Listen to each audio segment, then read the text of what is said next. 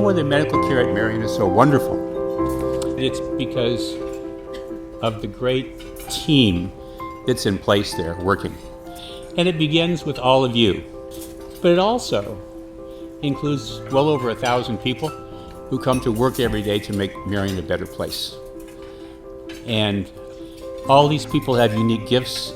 They each bring something special. They're not the same. Even two people with the same job description, the same title, they're different. And the beauty at Marian is that the hospital's been able to take all of these individuals and take their very best traits and qualities, their gifts, bring them together for the good of our patients. I want to let you know when something serious happens or life-threatening illness strikes, time is really critical, as you all know, and as we know in the ER. The survival of emergency and trauma patients is highly dependent on the quality and the proximity of advanced life-saving care. This high level requires an orchestrated team approach between physicians, nursing, and ancillary staff. And as ER physicians, Al and I and our other staff, all of our clinical staff, we see on a daily basis how vital having this team available and ready and working is to the safety of our community. As our community grows, our team needs to grow, and that's what we're here about today.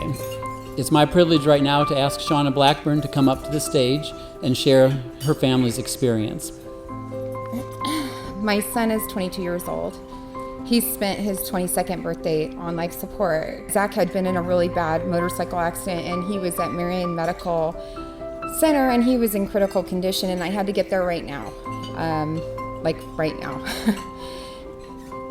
To the mothers in this room, I know that you will understand that I love my son more than you could possibly imagine. He was my only. That's something that every mom should understand. And I remember saying out loud, please God, don't let him go. Not my son, anybody but my son, anything but this. His condition was rapidly declining. So they took him to Marian because they're a level 3 trauma facility. And right from the get-go, it was just insane. I was rushed in, I was briefed. They had a chaplain waiting for me just in case the worst case scenario happened. She listened and she prayed, and what felt like maybe hours, I know it was only probably just a couple of minutes, a doctor had come in and given me a brief rundown, like here's all the injuries, here's what's gonna happen. Here's what we're gonna do. I found out later that my son had slid on concrete going approximately 60 miles an hour for 21 feet and had been ran over a car and was trapped under a Volkswagen van, and they had used the jaws of life to remove him from the bottom of a vehicle.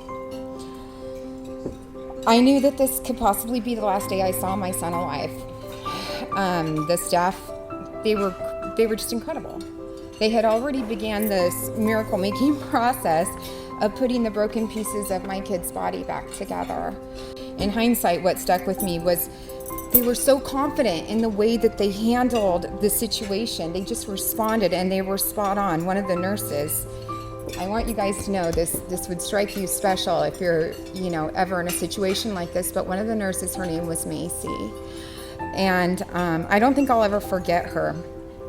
She walked me in a room to see my son shattered for the first time. I was terrified.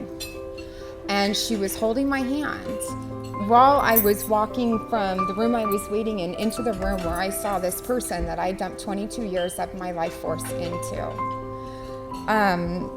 She made me feel like it was gonna be okay because we could do this together, and she didn't have to do that.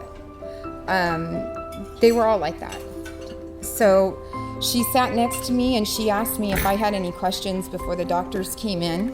Her voice made me feel like I needed to buckle up and get the job done. We had work to do. My son at that point was rushed into multiple surgeries. What seemed to be seconds, the most skilled set of specialists that I've ever witnessed had come in, and they just organized, and they were just at this hospital. My son was on life support, so you guys know, approximately a month thereafter. That high level of care that we received, it went on, it continued on, and it was undescribable. From the receptionist at the hospital entrance into the cafeteria, the many nurses, occupational therapists, respiratory therapists, physical therapists, all these people, every day they went right into action like fairy angels. And I know that's crazy, but that's all I can describe them. And they came in and they delivered their magic, and they left. Each one of them had brought my son a gift. One knew how to control his fever, one knew how to keep me positive, some controlled rashes, injuries, infections. I really don't know how to describe it. It's just, they spent so many hours away from their families to help mine. I'm sure most of you guys can figure out that they saved 2 lives, not 1. I am not a perfect person. I'm not even close to perfect, but the love for my son is perfect. It is a perfect thing.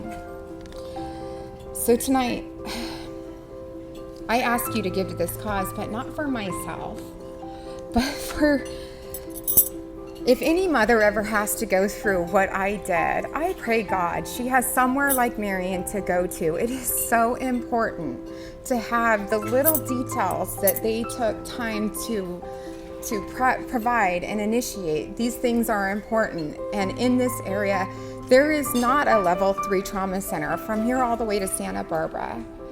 So if anybody's in this position, again, and I really hope to God they're not, I hope they have somewhere like Marian to go.